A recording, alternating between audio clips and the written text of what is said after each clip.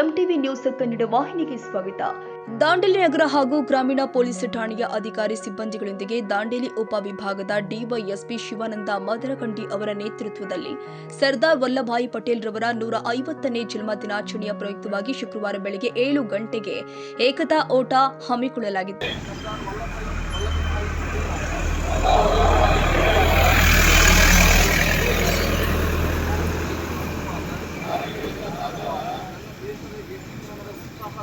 ನನ್ನ ದೇಶದ ಏಕೀಕರಣದ ಉತ್ಸಾಹದಲ್ಲಿ ನಾನು ಈ ಪ್ರತಿಜ್ಞೆಯನ್ನು ತೆಗೆದುಕೊಳ್ಳುತ್ತೇನೆ.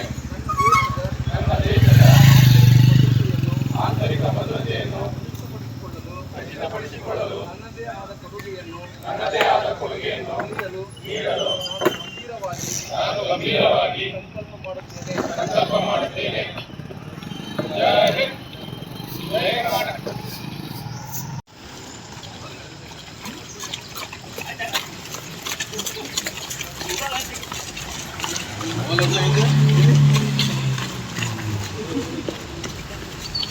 ದಾಂಡೇಲಿ ನಗರ ಹಾಗೂ ಪೊಲೀಸ್ ಠಾಣೆ ಪಿಎಸ್ಐಗಳು ಆಗಿರುವಂತಹ ಅಮೀನ್ ಹತ್ತಾರ್, ಕಿರಣ್ ಪಾಟೀಲ್, ಶಿವಾನಂದ ನಾವದಗಿ, ಜಗದೀಶ್ ನಾಯ್ಕ್ ರವರ ಸಂಯೋಗದಲ್ಲಿ ಏಕತಾ ಓಟ ನಗರದ ಹಳೆ ನಗರಸಭೆ ಮೈದಾನದಿಂದ ಪ್ರಾರಂಭವಾಗಿ ಸೋಮಾನಿ ವೃತ್ತ, ಬಸ್ ನಿಲ್ದಾಣ, ಪಟೇಲ ವೃತ್ತ, ಚಿನ್ನಮ್ಮ ವೃತ್ತದಲ್ಲಿ ಪೊಲೀಸ್ ಅಧಿಕಾರಿಗಳು ಹಾಗೂ ಸಿಬ್ಬಂದಿಗಳು ಪ್ರತಿಜ್ಞಾವಿಧಿ ಸ್ವೀಕರಿಸಿ ಮತ್ತೆ ಚೌಧರಿ ಗೇಟ್, ಬಾಂಬೋ ಗೇಟ್ ಸರ್ಕಾರಿ ಆಸ್ಪತ್ರೆ ಮೂಲಕ ಹಳೆ ನಗರಸಭೆ ಮೈದಾನಕ್ಕೆ ಬಂದು ಮುಕ್ತಾಯಗೊಂಡಿದೆ.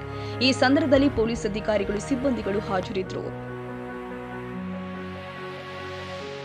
ತಾಜಾ ಸುದ್ದಿಗಾಗಿ ಎಂಟಿವಿ ನ್ಯೂಸ್ 24x7ಗೆ ಸಬ್ಸ್ಕ್ರೈಬ್ ಮಾಡಿ ಮತ್ತು ಬೆಲ್ ಐಕಾನ್ ಅನ್ನು ಒತ್ತಿ. ತಪ್ಪದೇ ಲಿಂಕ್ ಶೇರ್ ಮಾಡಿ.